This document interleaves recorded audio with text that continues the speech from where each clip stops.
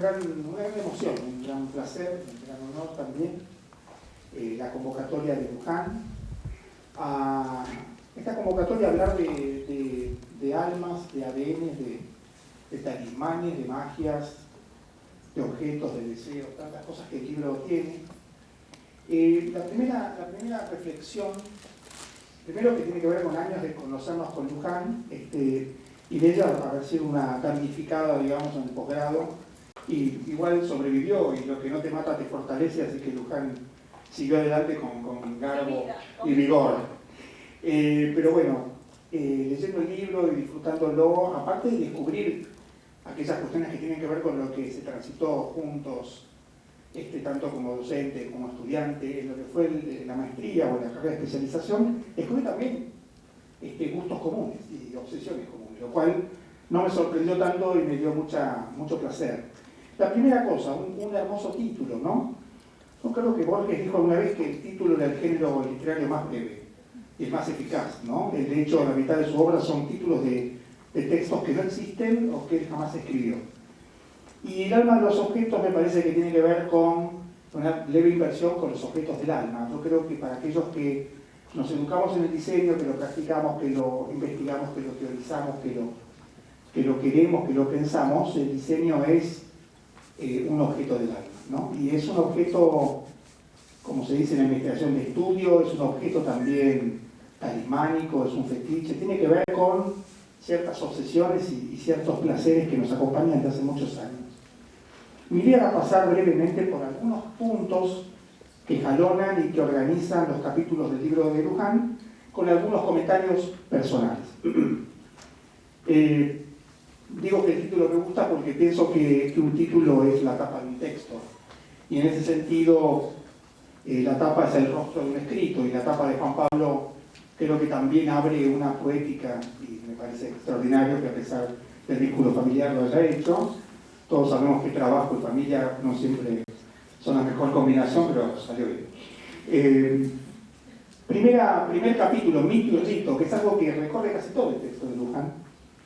Y ahí descubrí que Luján ha leído y está apasionado por Mircea Eliade, y yo le comentaba por teléfono hace poco que en mi adolescencia es una lectura que me persiguió. Así que fue un gran placer verlo, y recuerdo dos conceptos de Mircea Eliade que también en su momento me marcaron, que era la idea de que de alguna manera el mito se actualiza en el rito. Mito y rito siempre van juntos. Y el rito propone que retrotraer o traer de vuelta o revivir in illo tempore, en aquel tiempo que es el del origen, ¿no? Y el otro aspecto también muy interesante es que toda construcción ritual es un axis mundi, es un eje del mundo, desde la chimenea por la que baja Papá Noel, en el mito navideño, al tótem, a cualquier otro elemento que permita conectar lo de arriba con lo de abajo, lo superior con lo terrestre, etc. Son dos conceptos míticos que me parece que tienen mucho que ver con el texto de Luján. Cierta vuelta al origen, sobre la que vuelvo en unos minutos, y la idea de un eje del mundo. Me pareció que el diseño es claramente, por lo menos para el mundo moderno y contemporáneo, un axis mundi, un eje de nuestro mundo, ¿no? Me parece que la idea del mito y el rito tiene que ver con el origen, y el libro también recorre permanentemente la idea de cuál es el origen. Lo original, el origen del diseño, el diseño del origen. Y claramente, si seguimos a Mircea Eliade, no se trata de una vuelta a un pasado, sino de traer el pasado como origen a un presente totalmente actual. Es una concepción no lineal del tiempo y con la potencia que tiene la concepción circular, que no es que repita, sino que revivifica, ¿no? Creo que eso es muy interesante para su planteo.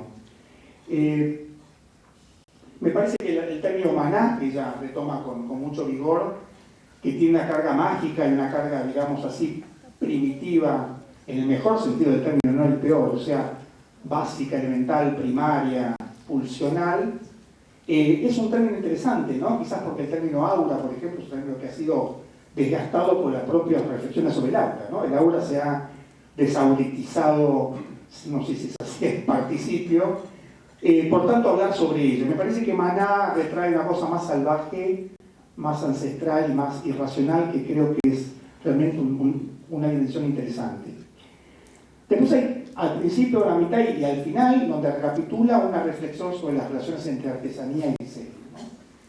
Y en un recorrido histórico muy cortito, si uno mira qué pasó con la genealogía de lo que hoy llamamos diseño, ha tenido que ver primero con una gran división operada en el siglo XVIII entre artesanía y arte, una división tremenda que fabricó las bellas artes a la vez que fabricó las artes decorativas, ¿no? Y ese corte de clase, casi un corte socioeconómico y sociológico, requirió la aparición o propuso o se encontró con la aparición de algo inesperado completamente, que fue la industria. Y la industria viene a poner, la industria del siglo XIX, a poner de vuelta el problema de cómo se producen las cosas, y si las cosas que produce la máquina deberían o no tener un aspecto artístico, y ahí la industria se pone a dialogar con el arte, porque necesita el prestigio del arte, porque necesita que el arte la ilumine, la eleve de categoría, y en ese difícil diálogo entre arte e industria es donde tenemos el ancestro, ¿no? El recién nacido del diseño, más o menos a mediados del siglo XIX. La palabra design aparece por ahí como la manera de conectar y reconectar la producción de la máquina con los valores estéticos del arte. Y es interesante que apareciendo el diseño y el diseño industrial, por lo menos en su origen, que era el diseño que iba a mejorar o a optimizar estética y artísticamente las producciones de la industria, hoy estamos hablando de vuelta de diseño y artesanía, o sea que es un perfecto círculo, ¿no? No podría ser de otra manera en un tiempo mítico como el que de alguna manera está recorriendo para mí como un bajo continuo el texto de Luján. Aporto acá una reflexión de un extraordinario teórico sobre diseño que es Christopher Alexander. Uno de sus textos más preclaros, Ensayos sobre la síntesis de la forma, de la década del 60, fue un texto extraordinario para tratar de explicar qué pasaba con el diseño en la era de la complejidad. Él hablaba de complejidad en el año 62, hace más de 50 años, con lo cual podemos decir que la complejidad ya tiene una edad suficiente como para que nos ocupemos de ella. Y él distinguía las culturas entre las conscientes de sí mismas y las inconscientes de sí mismas.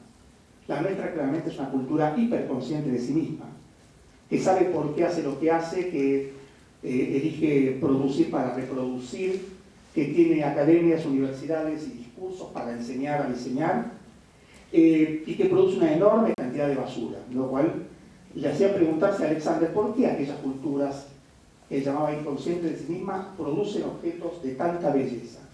Y por qué nosotros, que tenemos muchísimos más datos y muchísima más información y muchísima más tecnología, solemos producir mayoritariamente objetos descartables bajo todo punto de vista.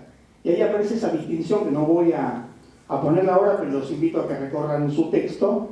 Y claramente quizás algo de lo que Luján está trabajando en su texto tenga que ver con tratar de volver inconsciente a nuestra cultura, no irresponsable, sino perder ese exceso de control, ¿no? Y ese exceso de racionalidad sobre la producción de objetos. El ADN del Sur, que es el nombre de este encuentro, tiene que ver con un capítulo del libro y tiene que ver con, yo lo llamaría reorientación, porque la tensión norte-sur es una tensión que tiene su origen en que el norte era el punto cardinal que orientaba al navegante y al viajante. Y el norte tenía que ver con la estrella polar y demás, aunque también sabemos que el oriente era lo que orientaba, ¿no? Entonces yo, frente a la tensión norte-sur, sur-norte, sur-sur, y como la queramos llamar, propondría un periodo de reorientaciones, ¿no? Como decir, bueno, las brújulas que teníamos no sirven, quizás tengan que tener otros puntos cardinales. Luján habla en el libro un momento de qué somos y qué tenemos. Yo comentaría qué queremos ser, ¿no? Me parece que hay que trabajar un equilibrio muy sutil entre lo que somos y lo que tenemos, que tiene que ver con la identidad y las posibilidades, y con las utopías y los futuros, que tiene que ver con reorientarnos hacia dónde queremos o dónde querríamos ir. Una noción de Ezio Mazzini, que es un autor que Luján trabaja durante todo el libro, es muy interesante cuando él dice muy recientemente que lo local es hoy día una interfaz de lo global. Ya no la oposición local-global, sino lo local como el lugar, el locus, la dimensión en la cual el individuo, la comunidad se comunica con lo global. O sea que lo local ya no es descartable por lo global, sino que es inevitable, porque lo local permite que lo global en todo caso funcione o se manifieste. Esto también lo dejo como un punto a reflexionar, pero el tiempo es tirano y tengo que ir al rápido. Otro aspecto que me parece muy interesante es las reorientaciones, cuando se habla del trabajo sobre los materiales existentes, todo lo que ha tenido que ver con sustentabilidad y lo que hoy día llaman diseño no intencional design, que tiene que ver con aquellas prácticas y producciones en las cuales no ha habido un trabajo canónico de un diseñador que se encontró frente a una demanda, un problema, un brief, propuso un anteproyecto, nada de eso, sino que el diseño no intencional, que en Brasil se lo trabaja sobre todo bajo la versión de gambiarra, que significa improvisación, significa alternativa, tiene que ver con el trabajo con los fragmentos de aquello que fue diseñado y producido alguna vez. No con el material bruto, que sería la lógica de una sociedad primitiva preindustrial, sino con la lógica de una sociedad, podemos llamar, postindustrial, en un sentido casi posapocalíptico, ¿no? La naturaleza que tiene a mano el habitante de una barriada muy humilde no es naturaleza, sino que son restos de artificialidad. Y con eso se recompone en un bricolage, que para algunos puede ser un gesto surrealista, pero para la mirada del diseño es un gesto de resignificación, esta gambiarra, ¿no? Que tiene que ver con un diseño que no tenía esa intención, pero que de todos modos sucede. Me parece interesante la pregunta que está en uno de los capítulos, o cierre de alguno de ellos. Es interesante seguir agregando objetos al mundo. Que yo antes, las madres se preguntaban, ¿se pueden traer más hijos al mundo? ¿Vale la pena? Bueno, esta es una pregunta quizás menos dramática, pero para los que estamos metidos en el diseño se parece. ¿Hay que seguir trayendo objetos al mundo? Y el pobre objeto viene al mundo y nadie sabe qué le va a pasar y va a sufrir mucho y va a hacer sufrir, lo cual es peor. Me parece interesante entender que evidentemente las teorías del diseño, que no son devaneos de filósofos encerrados en su casa, sino que tienen que ver con diseñadores, metodólogos, gente que trabaja en contacto con la industria, está pensando a la vez lo que hace, tiene que ver con salir un poco de la idea de producir, la productividad infinita de objetos y la recuperación de lo que Krippendorf, un gran teórico contemporáneo, llama el giro semántico, ¿no? Hemos girado una vez más y lo que importa en la producción artificial es dar sentido, no la mera resolución de problemas, algunos de los cuales ya han sido solucionados entre comillas muchas veces, y otros no ameritan la solución que a veces la lógica moderna y ortodoxa del diseño propone. Comunicación y diseño, un aspecto que me toca particularmente, la maestría que dirijo se llama Maestría en Diseño Comunicacional. Para nosotros siempre fue interesante pensar que lo comunicacional es una dimensión de análisis, la arquitectura, el arte, la ciudad, la gráfica, los objetos tienen una dimensión, una performance comunicacional. Y me parece que ahí acá aparece una nueva noción de ecología, una ecología de símbolos, ¿no? Mazzini habla de una contaminación semiótica, y yo diría, si pensamos en una ecología de símbolos o de signos o de mensajes, ¿cuántos mensajes más podemos tolerar, ¿no? ¿Cuánta toxicidad más podemos soportar en el plano de los significados, en el plano de la semántica, en el plano de los mensajes? Me parece que ese es un dato importante hoy día, que mensajeamos todo el día. Esta idea de estar hiperconectados e hipersolos es una reflexión particular, ¿no? Creo que si bien el diseño es el gran responsable de las interfaces que nos permiten estar hiperconectados, a veces hipersolos, deberíamos repensar eso. Y claramente la lógica de Mazzini, la oposición de una cultura del proyecto a una cultura del mero consumo. El diseño moderno se encontró con un gran problema cuando surgió con su ideario de alguna manera revolucionario, anticapitalista y demás, que fue que al engancharse naturalmente con la cultura productiva capitalista, desembocó naturalmente en el consumo. Y el diseño es un implementador de consumos. Entonces me parece interesante revisar ahí si una cultura del proyecto y del proyecto desde otro ADN y desde otro paradigma puede de alguna manera, más que corregir el rumbo, encarar un rumbo alternativo.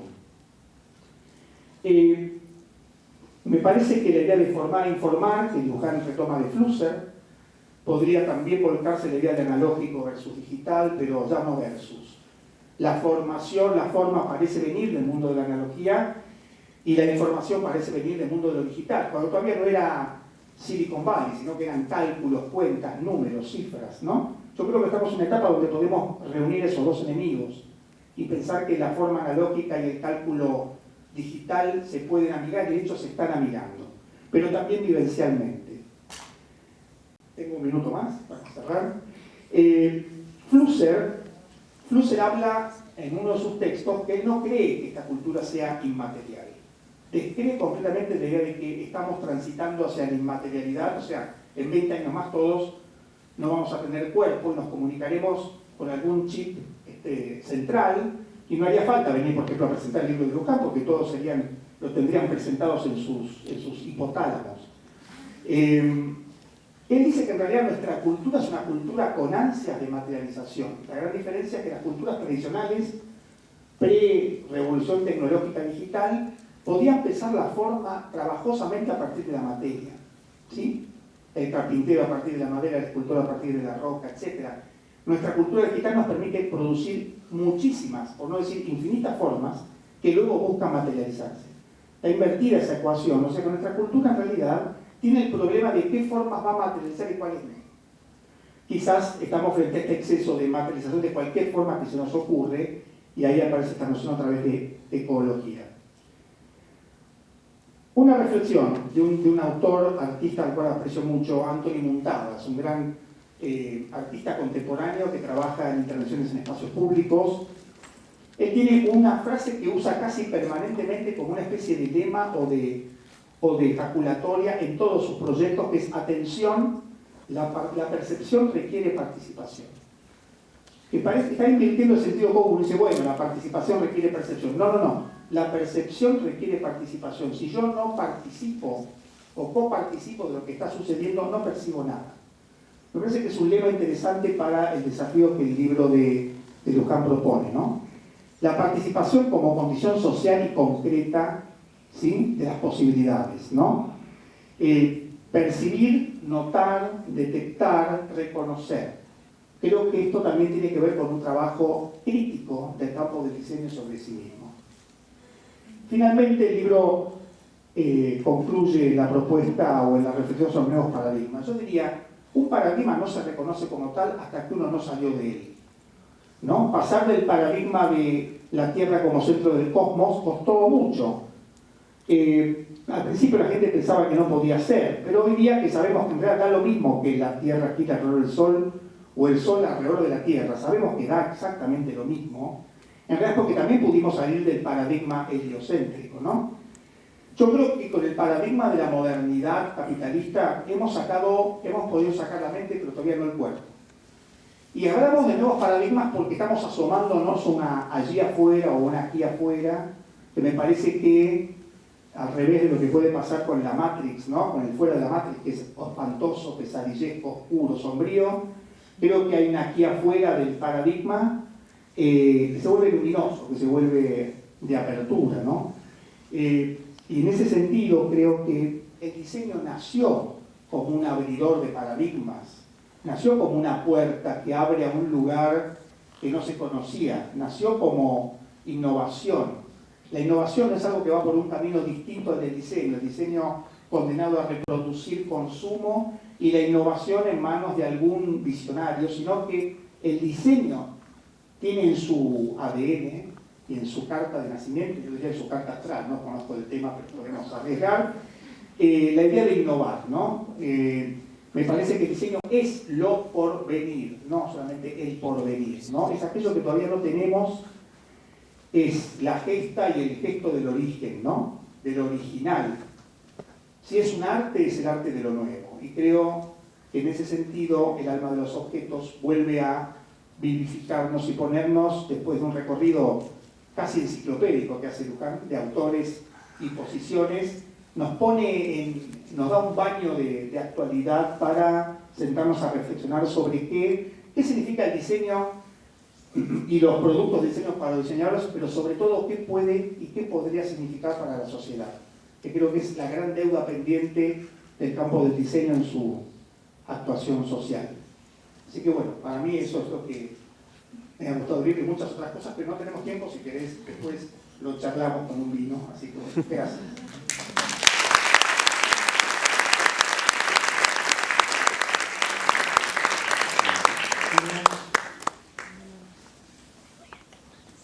Hola, sí. Yo ya te quiero interrumpir antes de empezar.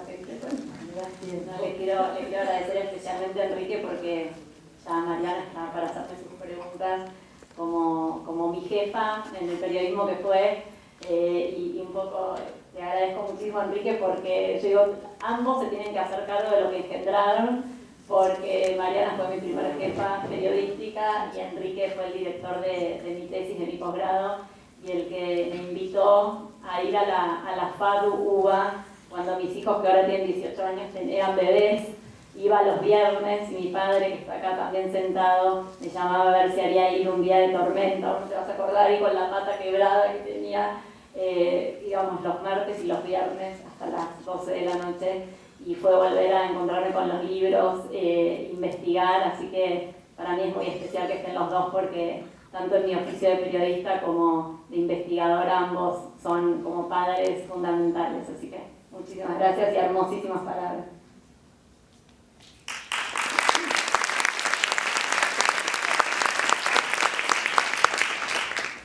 Hace un mes Luján me whatsappea y me habla y me dice: tengo algo que te quiero contar y quiero que participes.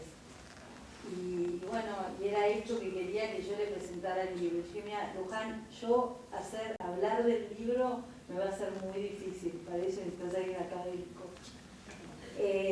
A mí me gustaría conversar con vos. Salí corriendo a comprar el libro y ella me decía: pará, yo te lo pago, no lo pagues. Me decía: no, Luján, yo lo quiero comprar. Corrí a eterna cadencia, me lo traje pensando realmente que me iba a encontrar con un libro de diseño. Me tiré en la cama en un momento de mi vida que me cuesta leer y de repente me sumergí en un mundo inimaginado en ese momento. Y lo que sentí es que pensaba erróneamente que estaba por leer un libro de diseño y me encontré con un libro que para mí era un libro muy espiritual. ¿Estoy delirando, Luján? No, la verdad que yo le decía a Mariana que ese para mí es el máximo piropo que pueden decir de mi libro.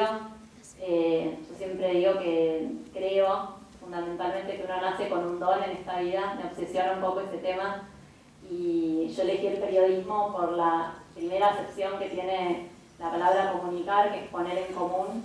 Así que cuando después de años de transitarlo en diversos lugares que Mariana no quiere que contemos dónde casi, porque nos hace muy viejas, así que no lo voy a decir, lugares que ya no existen igual. Y cuando me topo con el diseño, que es mi otra gran pasión, siempre me desveló esto de poner en común, ¿no? Yo siendo periodista, no diseñadora, siempre el mundo material me interesó esa energía, esa alma que a mí me hacía amar los objetos, ¿no? Y después se sumó que durante muchos años tuve un micro solidario en Radio Continental, entonces un poco en chiste al principio, pero bastante real. Explicaba a la gente que me escuchaba hablar de temáticas sociales en la radio, de distintas problemáticas bastante graves, se llamaba Solidaridad al Día, Radio Continental, y después me leía en el diario, escribiendo sobre algo tan frívolo y tonto como el diseño, me dediqué a investigar el aspecto social del diseño. Y siempre, digo, un poco le compartí a Mariana, ¿no? Y a Enrique también, que a mí en realidad lo que siempre me importó es la persona que está detrás del objeto, ¿no? Al costado, al lado, alrededor, o sea, en sí no soy muy fanática de las tecnologías, ¿no? que los diseñadores industriales aman, o de los materiales. Sí me interesa desde el hacedor de ese objeto hasta lo que ese objeto produce, porque también es mi vínculo con los objetos, ¿no? Y entonces durante muchos años, casi para justificar por qué alguien que se suponía que era una persona profunda y sensible se dedicaba a algo tan tonto como el diseño, me dediqué a justificar, creo yo, durante muchos años por qué lo hacía. Y entonces eso que intuía que tenían los objetos, que eran esa alma, esa energía, bueno, soy este libro, ¿no? También un poco, Mariana no lo quiere decir, pero un poco, bueno, un libro de diseño, no te ofendas, Enrique, pero en principio es como que Lomo, ¿no? Un libro de diseño. Yo un poco quería explicar que, bueno, claro, en realidad para mí la relación con los objetos es absolutamente cotidiana y el diseño nos debería importar a todos porque vivimos en un mundo material en constante, ¿no? Relación. Pero sí tengo que ser sincera, o sea, los libros por ahí más tradicionales de diseñadores industriales yo no encontraba las respuestas. Y sí me pasaba leyendo antropología, sea nuestro querido Mircea Eliade, u otros autores, ¿no? Budistas, Suzuki, ni hablar de Joseph Campbell, Jung, era como que ni hablaban de diseño, o sea, esta vuelta al origen que vos nombrabas, Enrique, cuando los pueblos estaban gastados, para rehacerlos estaban agotados, entonces hacían fiestas, y ¿qué era esa fiesta? Se disfrazaban, se maquillaban, y bueno, y eso era para reactualizar, digamos, pasar de ese caos al cosmos, y reactualizar, y si, no sé, querían que lloviera, producían eso, entonces digo, esto es diseño. El diseñador es un creador, es Dios en un punto, porque crea de la nada, crea, digamos, ahí enseguida empezaron como absolutas relaciones, y después cosas mágicas para el que investiga, ¿no? Que es apasionante, como descubrir, no sé si sabías que Mircea Eliade era muy amigo de Suzuki, de Campbell y de Jung en un grupo. Entonces, bueno, yo los había investigado a todos por separado y bueno, esas cosas que nos gustan a los que investigamos por ahí, muy nerd lo que voy a decir, pero me apasioné y yo no puedo creer que 4 personas que yo amo profundamente eran amigos, se reunían a hablar de por qué no creíamos que lo sagrado era lo más importante y lo más real que teníamos. Ellos ya en su tiempo estaban todo el día ellos mismos justificando, y miren de quiénes les hablo, explicando que lo más sagrado, lo más concreto que tenemos en el mundo es lo sagrado. Lo que pasa es que vivimos en un mundo súper profano, que todo el día está buscando realidades, entonces bueno, si yo diga que un objeto es talismánico, que tiene energía y es medio de bruja, de astróloga, ¿no? Medio esotérico. Entonces, en realidad el libro es esto, tiene valor para mí porque reúne a todos estos grandes autores que yo admiro muchísimo y que siempre han puesto en palabras las cosas que yo intuía, y mi mérito es haberlos juntado, creo, ¿no? Y descubrir que ya estaban juntos antes. Bueno, María, no sé si eso respondía a tu presentación. Sí, no, respondió y me comiste la segunda y la tercera. Me parece maravilloso lo que dijiste. Porque en realidad me parece muy jugado de tu parte. Esto no estaba programado. No, porque te pone, digo, para mí es un mundo muy materialista y vos empezás a hablar del alma de los objetos sin que te tiemble el pulso. Entonces, para mí, digamos, en algún punto es provocador que vos hables de esto con seriedad y profundidad. Entonces, ¿por qué se te dio por investigar? ¿Por qué esta mirada? Algo me contaste cuando yo te pregunté, porque nos juntamos, después de haber leído el libro, nos citamos en un bar. Un poco obsesiva. Sí. Nos citamos en un bar en Vicente López, punto intermedio antes de entrar a terapia, que vino perfecto. Luján aparece con un ramo de unas rosas divinas. O sea, continuaba el romance entre Luján y yo, y le dije, ya está, nos casamos, Luján. Entonces le empecé a preguntar, porque yo no sabía por dónde podía ir esta entrevista. Y estábamos apasionadas, dije, grabala, porque no me voy a olvidar todo. Y después nos fuimos por lugares donde no teníamos que ir, le grabamos todo, lo empezamos a borrar. Y Luján me empezó a hablar, porque yo quería saber de dónde había salido esto. Me empezó a hablar de los talismanes, algo que te había dado tu abuelo. Me gusta eso, que nos cuentes, qué te trajiste hoy. No, bueno, en realidad yo siempre digo que en esto de que me interesa, siempre me pasó al entrevistar, ya van 17 años de mi suplemento El Metro Cuadrado, que hago todos los sábados religiosamente una nota, y siempre los diseñadores que a mí me interesaban, o el objeto en realidad, cuando conocía a la persona siempre me deslumbraba y me encantaba. O sea, uno cuando entrevista en un punto es como que se enamora de esa persona, ¿no? Porque tiene que tener como toda su energía, su mirada, su atención puesta en ese ratito que dura la entrevista. Y siempre superaban mis expectativas, desde su historia de vida, dónde habían nacido. Y cuando en realidad el objeto a mí no me llamaba la atención, que es un poco el acceso que uno tiene como periodista, querer entrevistar a alguien, después coincidentemente conocí a la persona de alguna manera y tampoco me parecía atractiva. Que no significaba nada, pues no es, digamos, que sea atractivo o no, para mí no significa nada, pero es bueno mi recorte, ¿no? Y entonces eso me dio a investigar. Digo, bueno, ¿qué tienen algunos objetos que a mí me enamoran, me encantan? Yo quiero estar con esos objetos, ¿no? Y entonces ese fue el camino de investigar y descubrir que hay un montón de antropólogos que lo denominan maná, numen, aura, como bien decía Enrique, a mí me encanta el término maná porque es un término más antropológico y original y con mucha más fuerza, y tiene que ver con esa como chispa, energía que tienen algunos objetos que nos hacen que querramos estar con ellos, o sea, que nos querramos reunir, desde un mueble, una artesanía, por supuesto en ese camino de investigar llegué a los talismanes, porque en realidad en ese mundo de la energía, el objeto superador con carga de energía es el talismán. Y ahí también hay como una cuestión media esotérica, bueno, ¿y cómo te haces? Después la gente como, ya que vos sos experta, ¿cómo me hago un talismán? ¿Qué hace que un objeto sea talismán? Y hay como tanto, por un lado, prejuicio y desconocimiento, porque en realidad el talismán es el simple objeto que a mí me dé confianza y me empodere. O sea, hoy yo tengo desde el anillo que me regaló mi suegra y que hoy no está conmigo, hasta la pulsera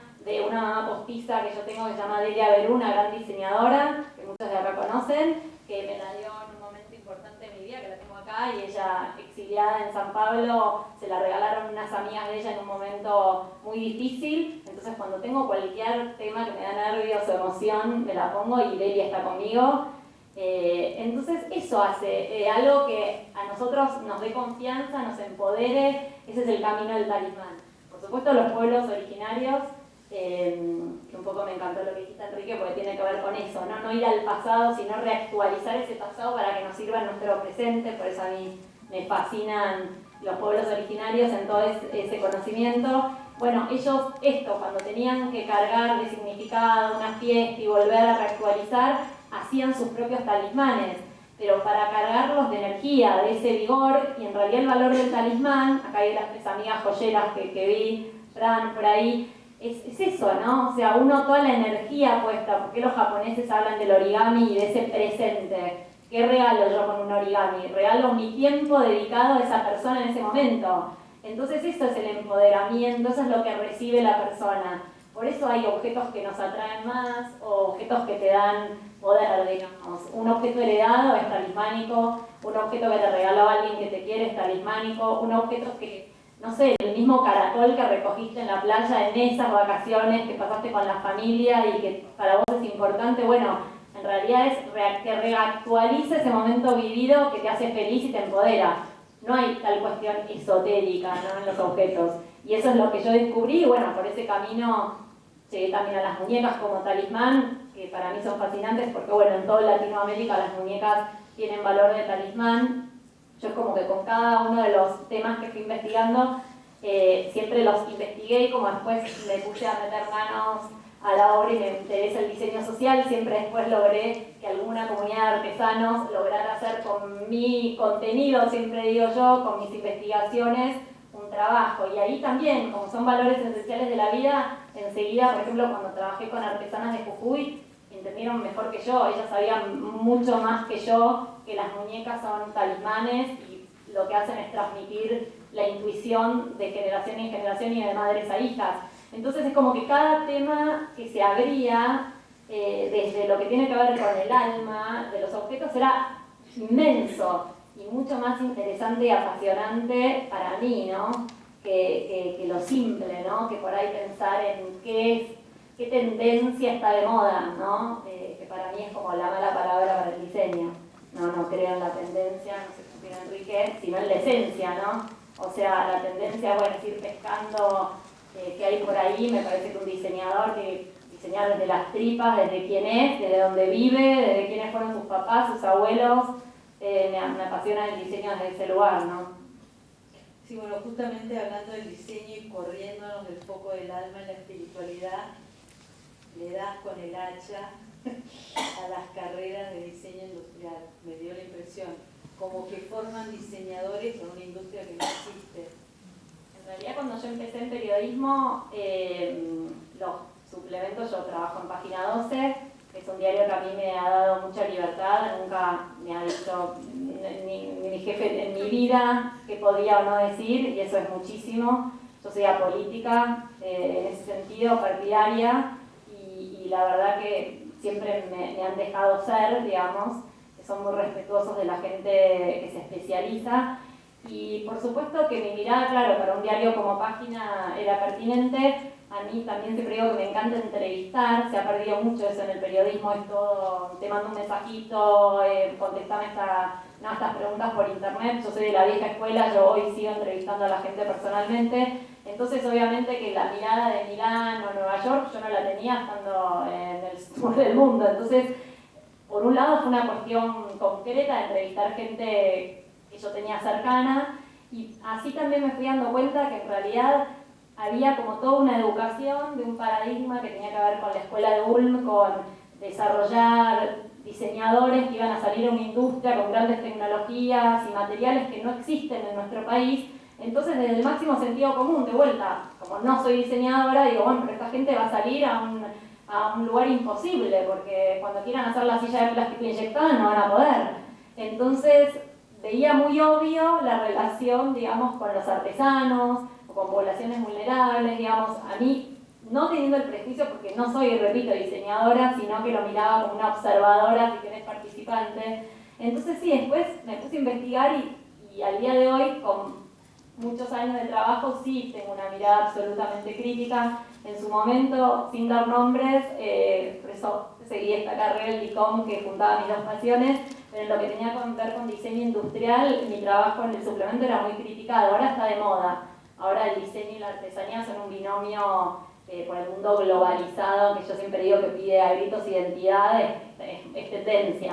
Pero en su momento no, y entonces me decían que yo no escribía de diseño, que yo escribía de artesanía, o que... Entonces, bueno, eso en realidad, viste, lo que no te mata te fortalece. Creo que me hizo también de vuelta, como buena periodista que investiga, poder darles como una respuesta que lo que yo hablaba, de lo que yo investigaba era el diseño al sur del mundo, y que no era artesanía, que yo estaba hablando de diseño y que amo la artesanía y también investigo y hablo de artesanía, pero digamos que sí, que tenía que ver con ese paradigma. Al día de hoy, en las carreras de diseño industrial, esta mirada de un diseño más unido a lo artesanal, a lo social, no tiene tanto espacio. No hablo en diseño gráfico, pero vos vas a coincidir por ahí en diseño industrial. Por ahí, bueno, los que les gustan estas cosas más sociales se reúnen en alguna cátedra, la cátedra Galán, ¿no? y hacen algunas cosas para las villas y ¿no? a la gente humilde.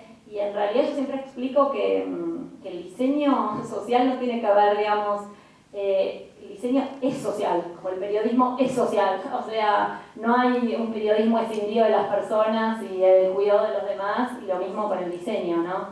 Creo que ahí me parece. Otra de las cosas que hablabas es de esta relación de asimetría del sur con el norte, que siempre estamos mirando qué se hace arriba, ¿no? Digo, arriba qué pasa en Milán, cuál es la última tendencia. ¿Cómo pensás vos que nos sacamos este complejo de inferioridad? No, yo creo que lo dice una colega brasilera que me encantó, que ella dice que tenemos tortícolis intelectual, que siempre estamos mirando lo que hacen, ¿no? en el norte para legitimizar, y en realidad como nosotros somos pobres y no tenemos nada. Y en realidad con los años, y por suerte pude viajar por mi trabajo y ver, la verdad que no me sorprendía tanto otras cosas que veía. Tal vez podrán decir, bueno, tiene una mente un poco cegada con las cosas que le gustan, también es válido, no digo que no. Pero yo empecé a descubrir, y también otra pregunta que me hacían como periodista especializada, bueno, ¿y cuál es el ADN del diseño argentino? Esa es la pregunta básica a cualquier periodista especializado, ¿no? Yo decía, la verdad que no pasa ni por los materiales, ni por cierta tecnología, y digo, sino que pasa por una frase que yo uso mucho, que es como el mínimo recurso, que es el máximo, la imaginación. Entonces ahí me divirtió empezar a investigar cómo se dice en otros países el rebusque típico nuestro, ¿no? Entonces el jeitinho brasilero, ¿cómo se dice en Chile? Es la busquilla, bueno, nosotros el rebusque argento, ¿no? Y que tenían que ver, fíjate, digamos, con dos características. Una era la creatividad, pero otra como una creatividad non santa. O sea que algo de eso era medio ilegal, o sea, era medio de avivado, ¿no? Y digo, bueno, en realidad cuánto nos identifica, pero de vuelta, siempre como hablando mal de nosotros, ¿no? Y en realidad, por eso yo, en un capítulo del libro digo, bueno, para mí el ADN al sur es el mínimo recurso, que es el máximo, la imaginación, es trabajar con esto que tenemos, es la ecosofía, que es un autor también de vuelta, a mí me gusta un poco tomar autores no tan típicos, entonces cuando empecé a investigar el tema del juego en la niñez, los valores de la vida o el experimentar, elegí a un budista en vez de tal vez a un pedagogo, porque me encontraba ahí respuestas. No es que me quiera hacer la viva o la freak buscando esos autores, sino que realmente, genuinamente me parecía que encontraba ahí muchas respuestas. Y entonces, bueno, en realidad también hay dos, por supuesto, eximios. Uno es un artista y otro un escritor, ¿no? Galeano y Torres García, que ellos siempre decían, bueno, hace muchísimos años, que América Latina por un lado era, ¿no?, la empleada o la subsidiaria del mundo, y por otro lado Torres García, quien había dicho que ese era nuestro norte, si invertíamos el mapa, dónde quedábamos nosotros con su bella escuela al sur, ¿no? Y entonces eso digo, bueno, está tan claro que es así y tenemos tantas cosas positivas. Por otro lado, un autor que sin duda habla de la ecosofía en vez de la ecología, de vuelta, no en el paradigma no del norte, sino hablar de una ecosofía que es por qué nosotros nos creemos tan poderosos que vamos a proteger a la naturaleza y no entender que en realidad la tenemos que amar y considerarnos parte de ella. El comercio justo, hace varios años, me comenta mi jefe en el diario, la Fundación Avina saca una beca para periodistas que se dedicaban al desarrollo sostenible, y lo piola que tuvieron era que en realidad nos tenía que presentar el editor, porque él iba a garantizar que esa nota que uno ganaba se iba a publicar con todos los sellos, por supuesto, de Avina. Y bueno, como yo me presenté con diseño, yo quería presentarme con diseño con inclusión social, enseguida, bueno, vieron que a veces pasan esos concursos que te pueden asesorar, y me dijeron, no, flaca, vas al 9, tenés desde prostitución, tráfico, vos vas a ir con diseño de vuelta. Mirá, fíjate que hay una categoría que es comercio justo. Yo no tenía ni idea, había escuchado lo que era el comercio justo, pero no era lo que particularmente este movimiento que viene de Holanda me interesara. Y cuando empiezo a leer, claro, descubro que lo que yo quería, que eran pueblos originarios, trabajando con diseñadores, el postulado del comercio justo es el postulado de los pueblos originarios argentinos, ¿no? El respeto por la naturaleza, el trabajo igualitario, bueno, infinitas cosas. Así que bueno, presenté en vez de una nota 10, siempre insegura por las dudas, para que bueno, eran 10 pueblos originarios argentinos y poder hacer la relación del comercio con el comercio justo. Y bueno, la gané y pude participar de ese encuentro. Y digamos, todo eso fue fortaleciendo una mirada que siempre fue extraña, porque ese día también eran 50 periodistas de todo el mundo defendiendo lo que iban a presentar, y yo tenía que hacerlo de vuelta desde el diseño, ¿no? Y esa vez, lo comento también en el libro, tuve el regalo del director, bueno, esta beca la daba la Fundación García Márquez, y fue muy lindo porque dijeron que, bueno, en realidad era la única beca de todas, que en realidad en vez de solamente denunciar, tenía implícita la denuncia, porque con todos los casos es como que aportaba como un granito de luz. Y ahí también me regaló a mí una definición del diseño. Yo creo que a mí el diseño me gusta por eso, porque hay muchas cosas que nosotros en la vida hablamos, que la sustentabilidad, que el amor, que los vínculos, que el juego en la niñez, que el experimentar, y el diseño, aunque parezca raro, digamos, concretiza todas esas cosas, ¿no? Todos esos valores de la vida. Entonces, bueno, de a poco fue como fui recibiendo esas señales que uno tiene en el camino que van mostrando que había un camino así posible.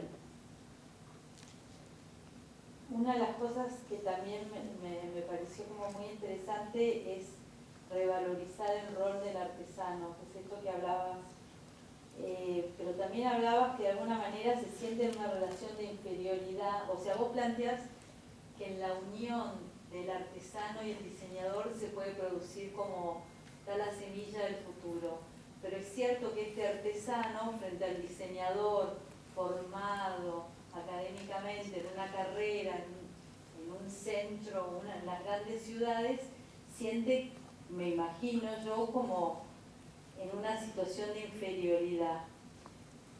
Sí, total.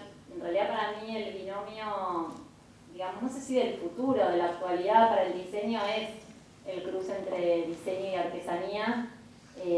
Obviamente con ciertas, no sé si ingredientes o cuidados, ¿no?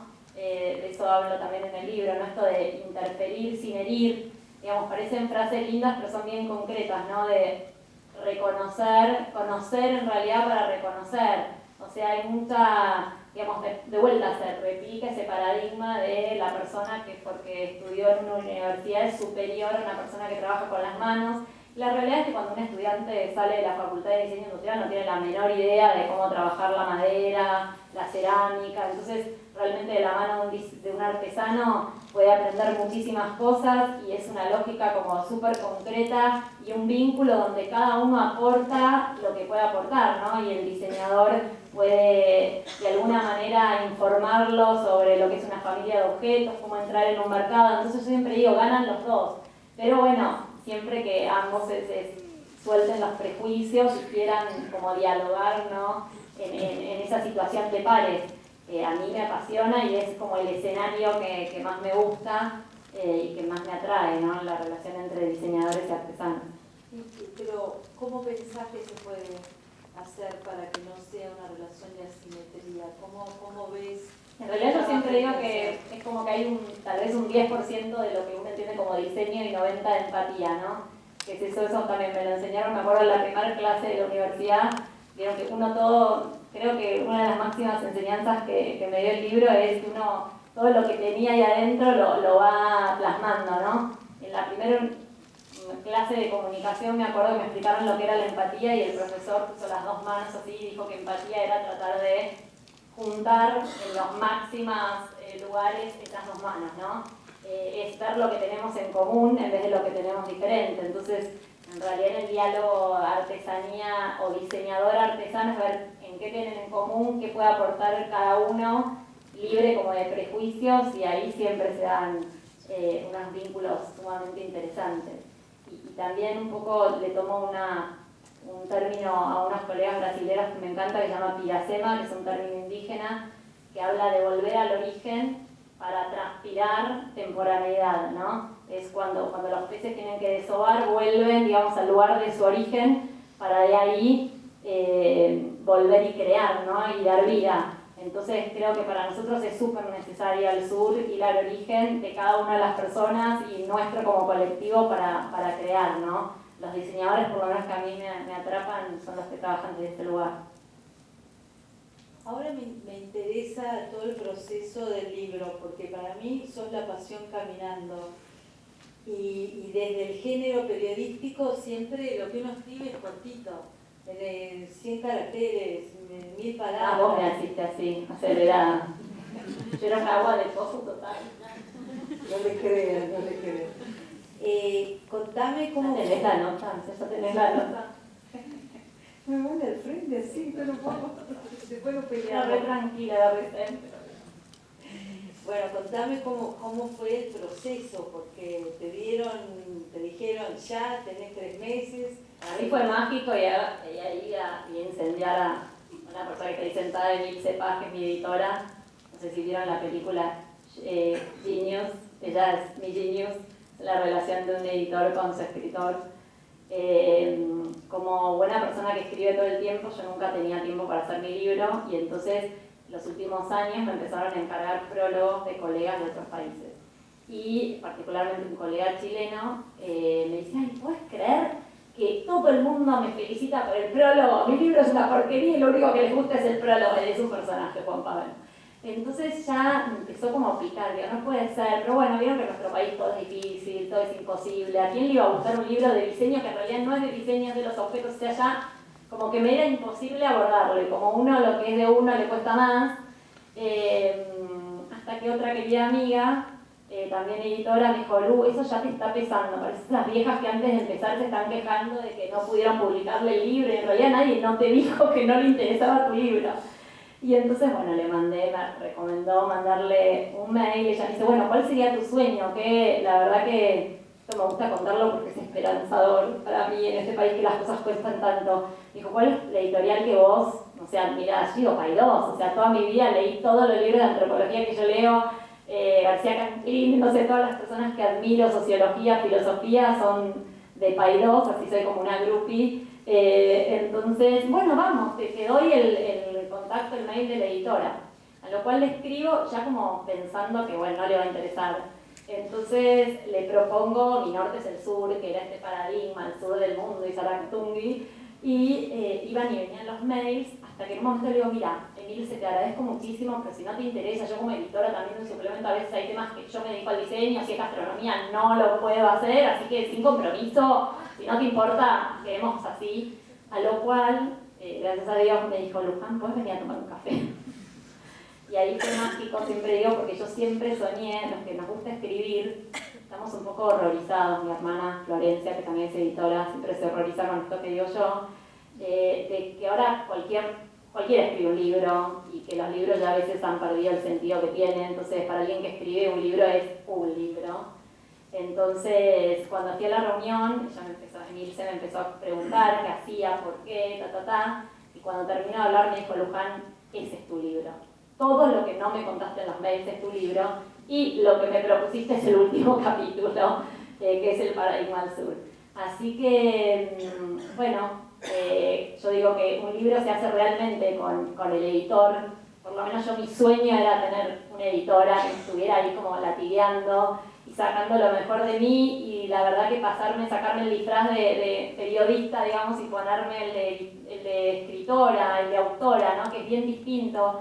Con Emilce yo descubrí en el primer capítulo que vino de vuelta todo al rojo vivo. Yo nunca en mi vida usé corrector, aún teniendo antes que fue Mariana no usábamos. Y de golpe me llega un capítulo que era todo rojo, con correcciones, y yo, bueno, chau, olvídense del ego, ya no era una cuestión de ego, era, no lo voy a poder hacer. O sea, no me importa el ego, yo lo quiero hacer, pero soy pésima, o sea, fue.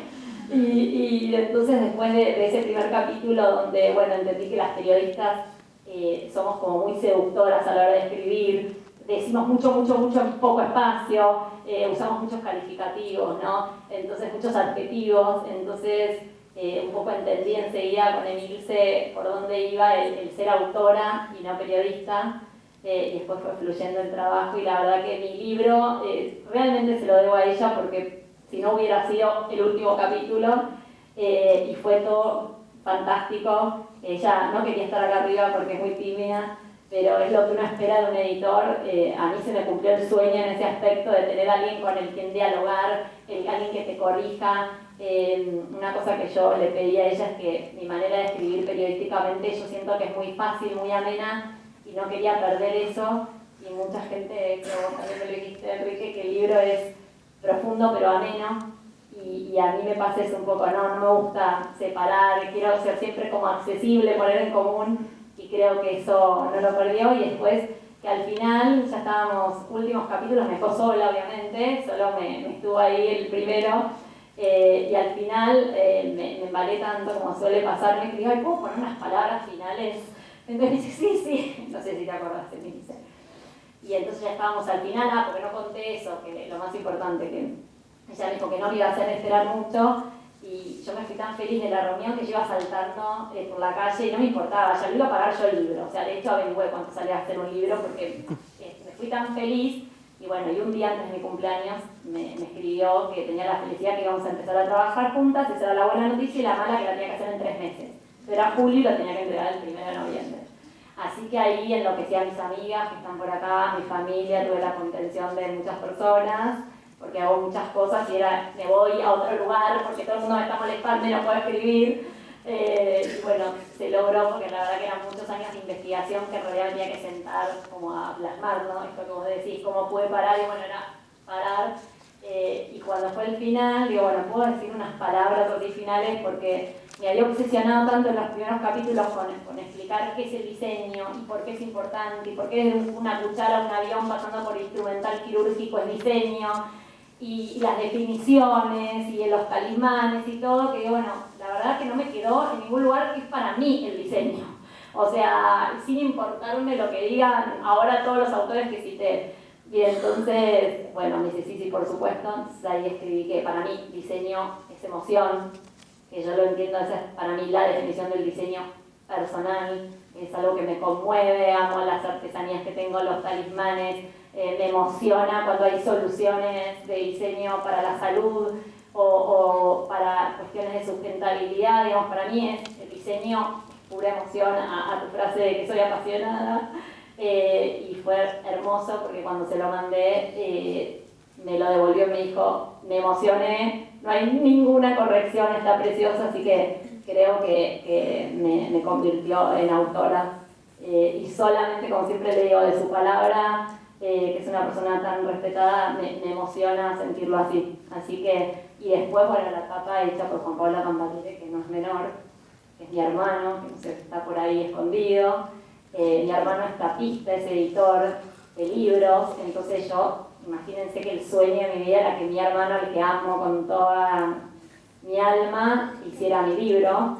Paidós tiene sus propios editores, así que tenía que ser como muy respetuosa de no opinar, ya que estaba en la editorial que yo amaba, con la editora que amaba, no podía encima la caprichosa pedir a su hermano. Pero bueno, se dio esa posibilidad y lo metí en un caos, porque Juan Pablo es muy famoso así por la síntesis que tiene en sus tapas, pero la hermanita compleja había elegido el alma, y entonces cómo se graficaba el alma. Entonces, bueno, ahí hubo un momento de tensión que me confesó después, nunca supe, y creo que más allá de que le hizo a mi hermana, es la mejor etapa que puede haber tenido mi libro, es un corazón atravesado por un lápiz, que creo que es, ¿no?, lo que siente cualquier creativo, cualquier diseñador, así que es un libro angelado por todos los aspectos, en los agradecimientos. Me gusta decir que uno logra las cosas en la vida por el empoderamiento de muchas personas, y también aprovecho porque las veo acá en mi familia, mi marido, mis hijos, mis amigos. Creo que uno justamente logra esas cosas cuando está bien. Yo hace un tiempo que tengo ático en un lugar, en Boulevard, y creo que esa paz, me decías que soy apasionada y soy inquieta, pero hace unos años que estoy muy feliz en un lugar, Soledad Benvenuto, que también es acá, que amo y me ha permitido estar como muy feliz y muy tranquila. Entonces creo que esa serenidad y felicidad me ha hecho poder ir por un sueño que tenía como muy pendiente y muy importante en mi vida. Así que mucha gente me preguntaba si estaba nerviosa y digo, no, estoy emocionada porque Malva, por otro lado, es mi casa. No sé si están pasando las imágenes atrás, pero todos estos proyectos de artesanía, de diseño, hace más de 15 años, acompañan todo el trabajo de Malva. Hace 15 años es mi casa, entonces poder estar hoy acá presentando mi libro es para mí, más que nervios, es muchísima emoción, y con toda gente que quiero y que es parte realmente de este libro por el empoderamiento que me han dado.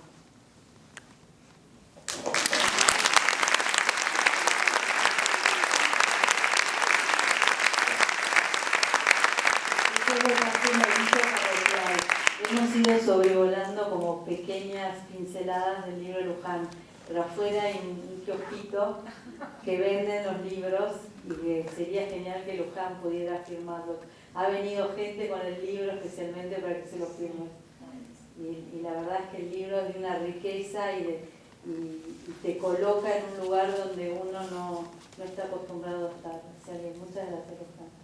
Muchas gracias a los dos.